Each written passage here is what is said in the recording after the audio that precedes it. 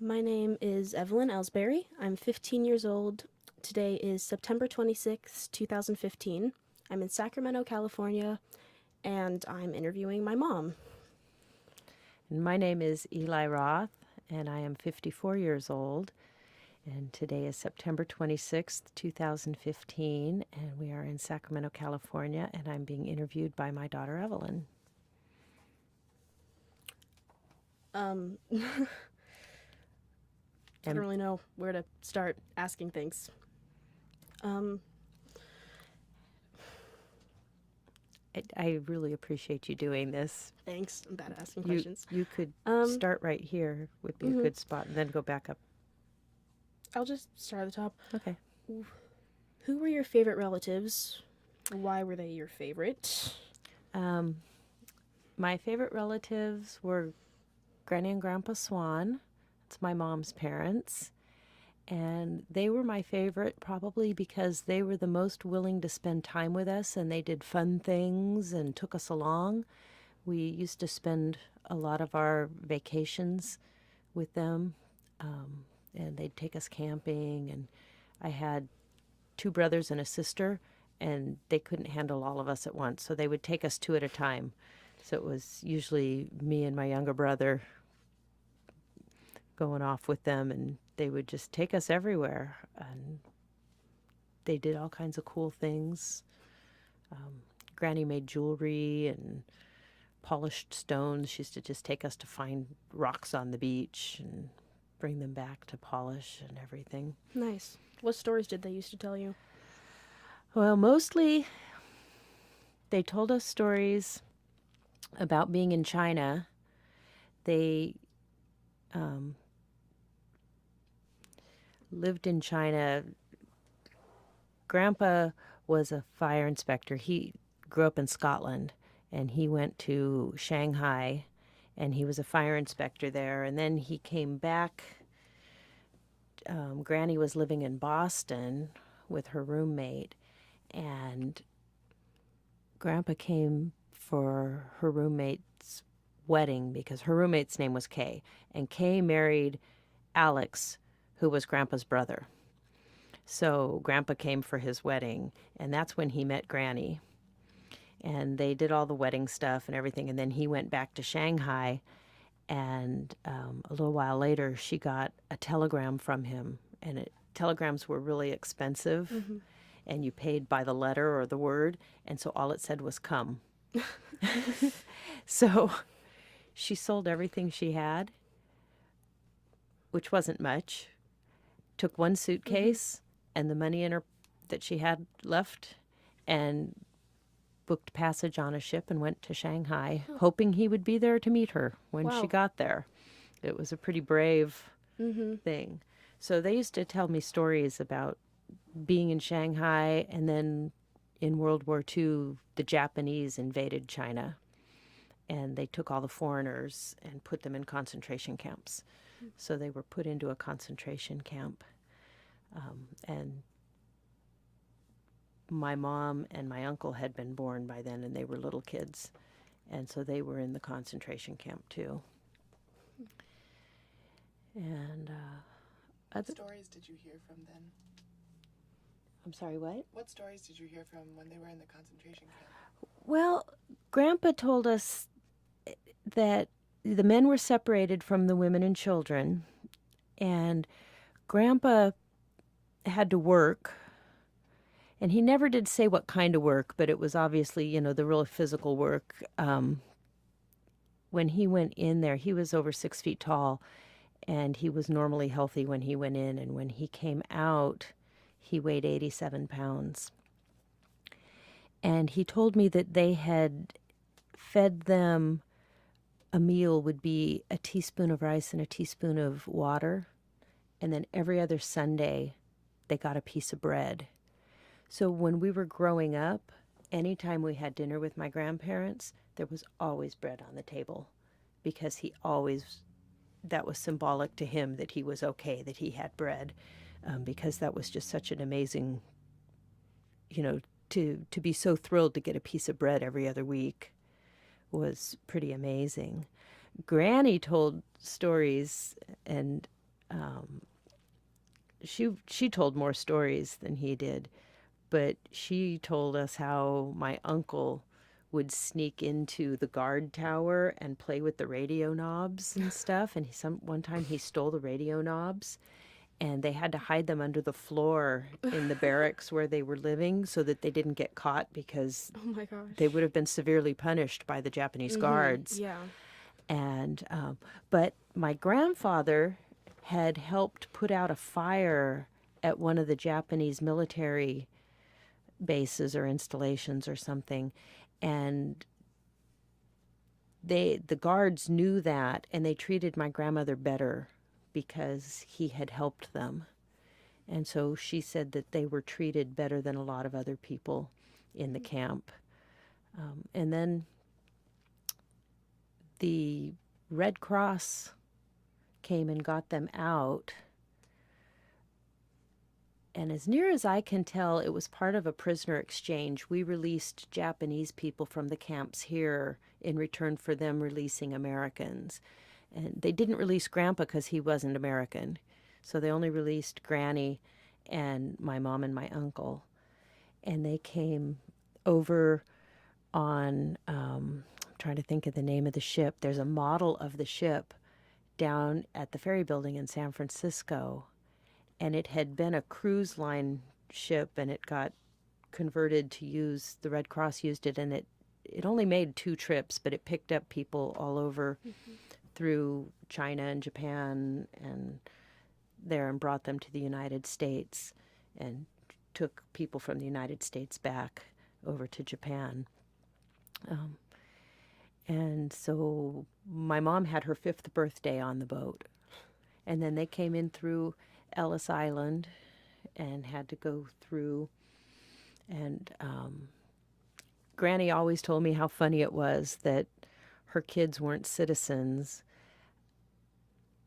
They weren't considered American citizens. They were British and Chinese citizens.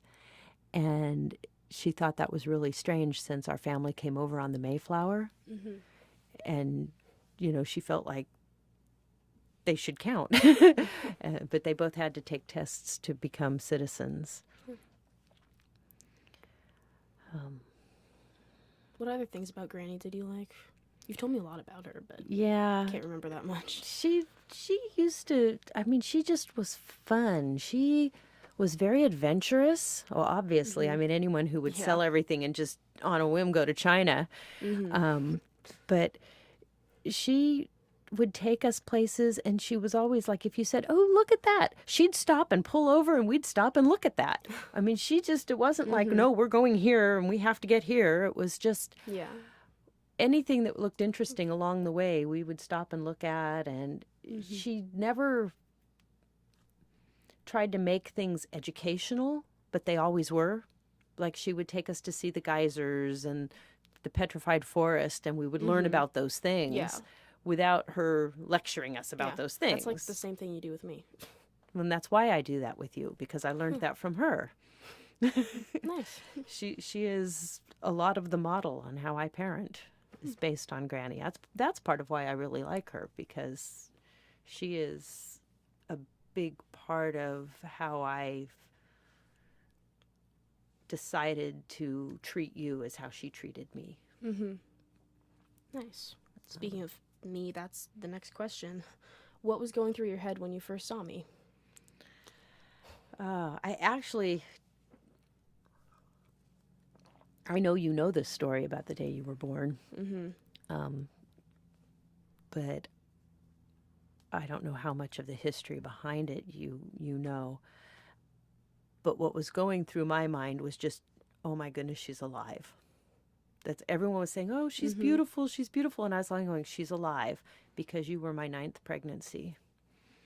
And you were the first live baby I got to see. You had a brother, Matthew, who was also born alive, but I was under anesthesia and I never saw him alive. So I just was really, I was very insistent when we went to the hospital for you to be extracted. It was a cesarean section, so she calls it extracted. But I was very adamant that they not give me any anesthesia that would make me not conscious. And so I would rather have endured any pain Yeah. than not get to see you alive if something happened. But everyone else was all, oh, she's beautiful. And your dad was there, and your half-sister, Stephanie, was there, and they were just excited about how beautiful you were, and the doctor was excited about how beautiful you were, and I was just excited you were alive. I have been told I looked perfect when I was born. You did look perfect, although we joked at the time that your head looked like a cue ball because you had no hair at all. Yeah, I've heard that too. That was not the worst of your nicknames during your your pre-born time. And What was right the worst then, one? The worst one was Beanie. We called you Beanie Baby. Why? Because in the first ultrasound, you just looked like a little kidney bean. Oh my gosh. And then we called you Gripper for a while because I almost had a miscarriage, and I thought I had, and I had just lost like 2/3 of my placenta, and the doctors didn't think you were going to survive that, but we called you Gripper because you hung on. Yeah, I think you've told me about that before. And then we called you Mermaid because we had another ultrasound where it looked like you had a mermaid tail, and your cousin asked me, are you having a boy or a girl? And I said, neither. I'm having a mermaid. And they were like, what? And I had to show them the picture. And they were like, how can that be? How can you have a mermaid? How is she going to live? Because they were young enough that it was easy to kind of fool them into that. And that was kind of fun. Yeah. Having a mermaid. What was it like to go through many pregnancies before having Evelyn? Oh, it was nerve-wracking. And it was part of it. My very first pregnancy, I was very young, and I had been using birth control and gotten pregnant anyway, and I had an abortion. And so then my second pregnancy was her brother Matthew, who we had problems with really early on in the pregnancy, and they thought I was going to miscarry, but I didn't. But he was born with no lungs, and so he died within an hour. And so I really felt like I was being punished for having had an abortion. And then I had 6 miscarriages after that. And I just really felt like I was being punished. But during those miscarriages, the doctors were testing me to find out why I was having so many problems. And so they had figured out that I had a blood clotting disorder. And it was causing blood clots in the placenta. And so the babies couldn't get their nutrients and their oxygen and everything. And so when I finally got pregnant with you, Evelyn, I was giving myself shots of blood thinners twice a day, so that there wouldn't be those blood clotting problems. Twice a day for how long? Twice a day for the entire pregnancy. Oh my gosh. Yeah. And, everywhere you gave yourself a shot, it would bruise. Yeah. And so you'd kind of move around all over your belly or Oh my your gosh. thighs. And Wow. I was all various shades of yellow and brown and purple and man. bruisey colors. Wow. And it wasn't incredibly painful. Yeah, but Some days it was like I was really tired. I was like, "Ugh, I just can't poke myself." But I did, because I knew if I didn't, then you would die. yeah. And so, but, by the time, the best story from your pregnancy was the phone call story. I was so nervous that even taking the shots twice a day and everything wouldn't work. And I remember the doctors telling me, you should be feeling movement now, and I wasn't. And another week would go by and I wasn't. And I was just really relaxed, wasn't I? you were chill at that time. Once you started moving, it was like you had your whole soccer team over for parties. Yeah. It was crazy. But that one day I was just like really frazzled, and I was just sort of looking down at my belly and talking to you and saying, would you please just do something? Let me know you're in there and you're okay. And I was crying, and I pulled myself together and went to work. And I got home from work that night, and there was a message on the answering machine, and it was a little girl voice that said, Mommy, Mommy, it's me. Are you there? Mommy, pick up the phone. Okay, well, I love you. I'll see you later. And that was the message. And your dad insists it was just a wrong number. And I was like, I don't care if it was a wrong number. It was the message I needed that day. And that's the day I knew you were a girl and you were going to be okay. And it still gives me chills and goosebumps when I think about that. Yeah. And then your dad erased the tape. That was when gosh. that was when voicemail was on tapes. And he erased it. I don't think he meant to, but I was so sad. I should have pulled it out of the machine and saved it, because that would have been great to have that. And it's funny because you sounded like that voice. Really? After you were born, your voice was like that voice. It was like that could have been your voice. So I always tell people, Wow. you called me while you were still in the womb. Okay. Why did you want me to be homeschooled? Which I am. Yes, you are. And you fought against it. You didn't want to be. I know. I loved school when I was a kid, but I really only loved school because it got me away from my mother Yeah. and out of the house and around friends and everything. But I didn't like the way teachers would tell us what to think and how to do things. And you were pretty clear from very early on that you did not want to be told how to do things. I've always been really stubborn. That's true. And I didn't want you to go to a school where they would kind of beat that out of you and, kind of crush your soul and your creativity and not let you be you. I mean, it was really important to me by the time you came along that you got to be whoever you wanted to be. And I didn't want to put you into any environment where people were going to start telling you, no, don't be this way, be that way, and stifle you.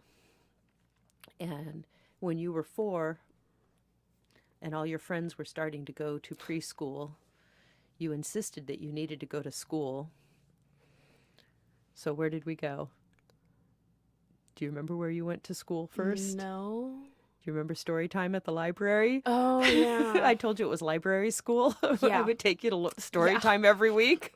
So when people asked you where you went to school, I you'd remember say that. library school. I remember that. Yeah, but then we started looking for schools because you did want to go to school. Uh-huh. And that's how we found Sacramento Valley School. Yeah. I remember when we were going around visiting the different schools. Do you remember visiting Courtyard, the school Marty ended up going to? I remember going to that for a couple days during a summer program one time, but I don't remember visiting it when I was... When you were 4, we visited it to check it out. And I remember you had been working on cartwheels that morning at home. You were practicing doing cartwheels. And you weren't very good at them. I'm still not. But you were getting better. But you were feeling very not good about your cartwheels. And so we went to this school and we were talking to one of the administrators there. And she said, well, if you come back on Thursday, we'll do an evaluation of Evelyn and you can go on the parent tour while we do that. And she walked away to get the calendar so she could schedule us in. And you looked at me and you said, what's an evaluation?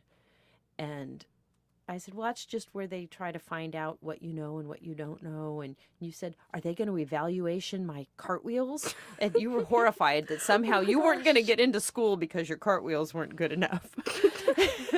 And I told you, no, they just want to know if you know your numbers and letters and colors and that sort of thing, shapes. And You were like, oh, well, who wouldn't know that? and you were Oh my fine. gosh. You were fine. But you were very concerned about them evaluating your cartwheels. I was very concerned about the fact that they were a little overly enthusiastic about test scores and Yeah, I didn't like that standardized school anyway. testing. I remember I got really angry one day because I couldn't wear flip-flops, Yeah. which I hate now anyway, but But whatever. but At the time. it wasn't just that it was the flip-flops. It was that the teacher who was telling you couldn't wear them was wearing flip-flops. Yeah, that Yeah. was weird. It was very hypocritical.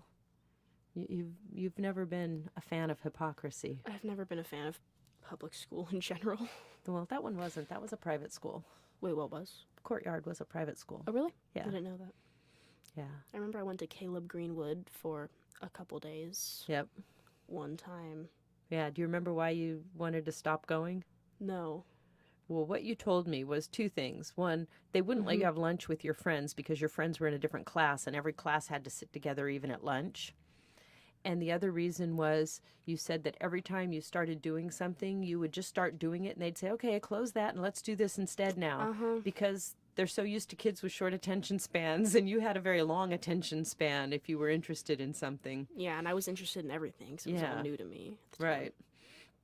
So. Except math. Hated math. Still do. And yet, on that day, you told me you didn't want to go back. You insisted. I said, well, we'll have to go take the book back tomorrow and unenroll you. And you insisted on doing your homework that night. I know. I tried to talk you out of it. I said, you don't need to do your homework if you're going to disenroll tomorrow. Well, I didn't enjoy it, but I was dedicated anyway. Yeah. Are you happy with homeschooling? Yeah. Yeah. Do you think it's worked out well for you? Generally, yeah. How do you think it's working out? It makes me nervous sometimes still. You know, I get nervous that you're going to hit a point in your life where you need to know something that you don't know and you're going to feel bad because you didn't learn it. I have total confidence that you can learn whatever you need to when the time comes. Mm-hmm. But it might make some things more difficult for you. That you don't have that background that everybody assumes you have. Although I'm always amazed, you know so many things that I wonder, how does she know that? Where did she learn that? And so, you know, it's just that you have a whole different body of knowledge than people who have gone through traditional school and learned the traditional things that are required in school.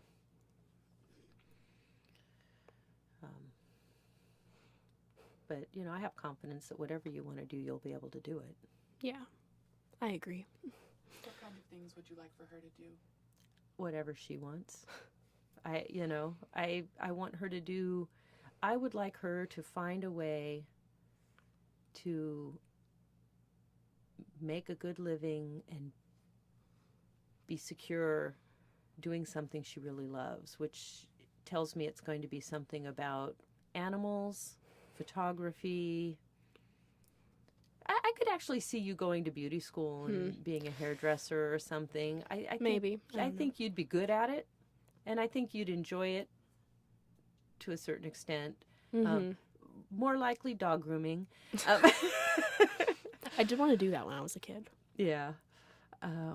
But I could see you doing any of those things, but I think you'll always do something artistic also, and you'll always focus on animals. Definitely. So, So what's been the hardest thing about raising me? you know, you've been a perfect child. Really? You had a little brief span when you were 4 when you finally went through your terrible 2s. And I remember I was way late with that, wasn't I? you were way late with that. Yeah. And then, you know, it was really hard to deal with because you wouldn't stay in a timeout. I couldn't say, okay, you're in timeout, because you would just get up and go. You're like, Oh, no. yeah. And so I would sit and hold you until you calmed down or whatever, you know, and you would just fight with me about it. And you'd sit there and you'd go, you're hurting me. And I'm like, I'm only hurting you because you're not staying still. And you'd scream. Yeah. And we were doing that outside the restaurant one time. And you were screaming at everyone going by, stop her, she's hurting me. Oh my gosh. I was just glad you didn't have CPS's phone number at the time. God. I think the actual hardest part of raising you wasn't really about you, but it was about your dad. When he and I first split up, I was really worried about letting you stay with him because he went through a really rough time, Yeah. and I didn't know if it was safe to leave you with him. Mm-hmm. But I didn't want to. He needed you there to get through that, Yeah. and I didn't want to keep him and you separate. Mm-hmm. But that was really hard. I would drop you off with him, and I would just like be a nervous wreck until I picked you up again. Mm-hmm. It took me about 3 years before he calmed down enough and I felt secure enough, and you were old enough to speak up for yourself more. Mm-hmm. And so that was hard. I would have liked to have stayed married to your dad and had a nice family and all that, but that's not the way it worked out. So that's probably been the hardest thing. Mm-hmm. And I think me not having contact with my family has been hard because I never wanted you to grow up without family. Mm-hmm. And I feel like you've grown up without my family. And I don't know how much you see your dad's family. I mean, I know you see Stephanie and Mm-hmm. Yeah, I see Stephanie. you see your grandmother. Sometimes usually just when she's at the restaurant, but they're not a real close family either. And I always wanted to be part of a big close family, and I wanted that for you too. Probably knowing you would have preferred not to have that anyway. I have plenty of chosen family anyway. Yeah, exactly. And I think our chosen family is pretty good. Mm-hmm. We have great chosen family. Definitely. You talk about wanting to get away from your mother when you were smaller. Can you describe more about that? My mother was very controlling. She had felt neglected as a child. When she was in China with my grandparents, the thing that the British people did there was they hired a Chinese nurse to take care of the kids, like a nanny. They called it an ama. And so she was raised by an ama, and she felt neglected. And then when her brother was born, he was the firstborn male. And there was nothing more important in that society than the firstborn male. So she felt very neglected. And then when they came over to the United States, Granny had to work because Grandpa was still over in the concentration camp.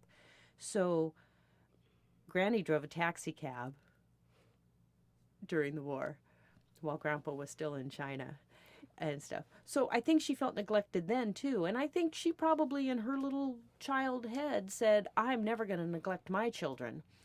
Mm-hmm. And so what she did instead was smother us. And she micromanaged everything about us. And I think she was so young. It was the 50s. You got married and you started popping out babies. And that was just the thing to do. And so she had 4 kids in 5 years. Oh my gosh, really? And yeah, and she was, when she would have been maybe 26 when the youngest was born. So she started having kids and had 4 kids by the time she was 26. Yeah. And so I think she just, didn't give herself enough time to grow up and develop any, sense of herself, and was overwhelmed by us. And so she just had to control us. Yeah. And everything seemed like it was about control. And she never let go of that. She never let us grow up and make our own decisions. And that's a huge part of why I don't see them now. She still won't let me be who I am. She only wants me around if I'm behaving the way she wants me to behave and saying what she wants me to say, and that sort of thing. So all the best times of my life were when I got away from her and I could do things more freely and not feel so constrained. Yeah. It's kind of sad she still treats people that way, as near as I can tell from what I've seen. Mm-hmm. Was it hard raising me without doing that after, experiencing that for your entire childhood? Well, you know what was really hard for me raising you when you were first born is in my family, nobody hugged each other or kissed each other or said, I love you, or ever said anything just nice and showed affection. And I didn't want to raise you that way. And so I put Post-it notes all over the house. I remember that. They were in your diaper bag. They were on the dashboard of the car. They were on the refrigerator.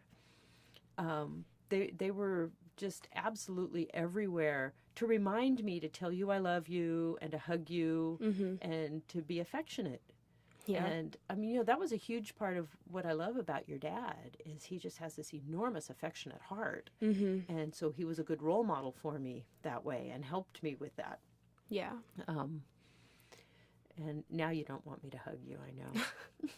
I don't mind sometimes. But yeah,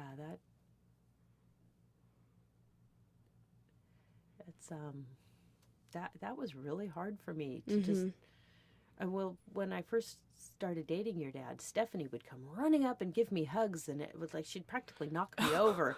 And I would just like, would you knock it off? You can't just come run up and hug me and everything.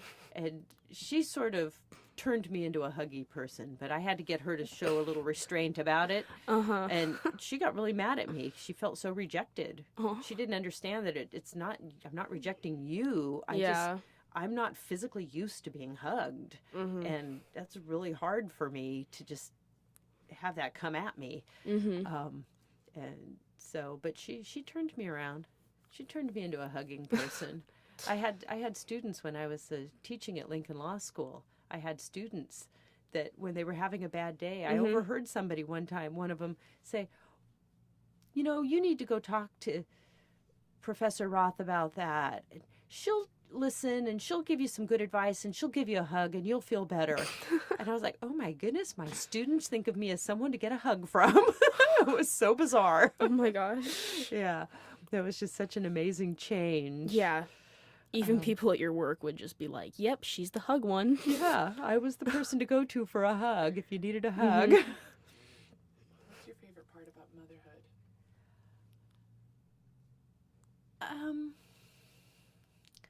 Wow, that's a tough question.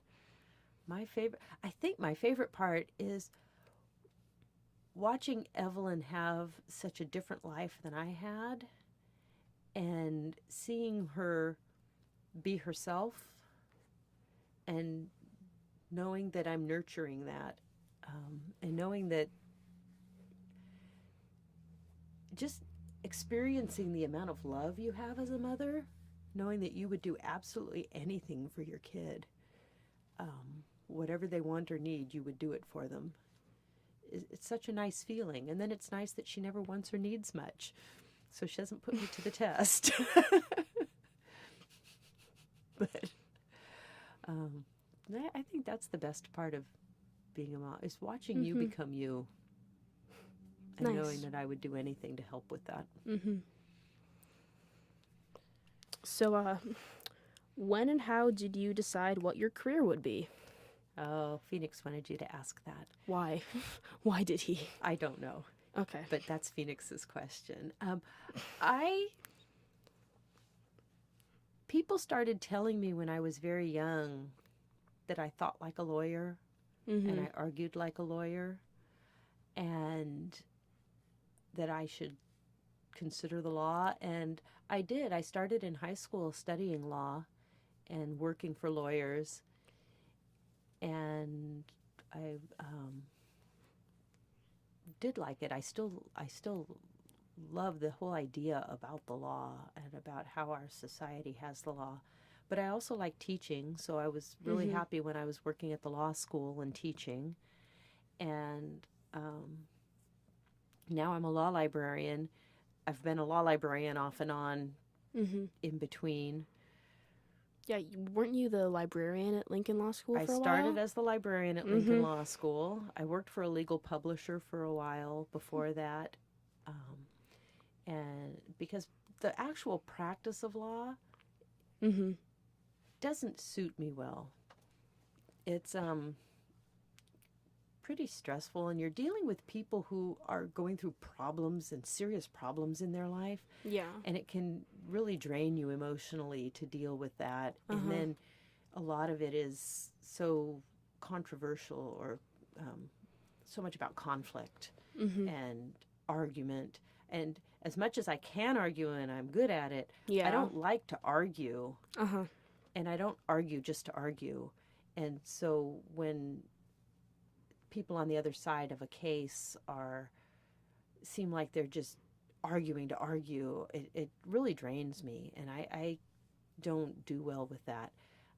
But I love studying the law, researching it, and I love the writing aspects of being a lawyer. And I like the job I have now at the courthouse because I get to talk to all the judges, and Yeah. I see a lot of my former students in the hallways. Yeah. And What work have you enjoyed most? My very favorite job was Lincoln Law School. Everything I did there, I liked it because I got to do so many different things. I started as the librarian, and then they needed someone to teach the legal research class, so I started doing that in addition. And then I started teaching another class, and then they were trying to get a different accreditation, and they needed somebody to be full-time faculty. So they made me full-time faculty and hired a librarian for me to supervise to actually do the library work. And then they changed my title to associate dean. But I created so many programs there to help the students. I created tutoring programs and an Nice. internship program. And I started a peer review and faculty development program to make the faculty grow and improve. And so it was just really, I love being around students because they have such great energy. They're in that, oh, I'm learning this, I'm learning. And Yeah. and I love that. Like, I loved the year that we had school at our house right after you left Sudbury. Was that with Aiden and Xander? Yeah, Aiden and Xander and Veronica for a while, Mm-hmm.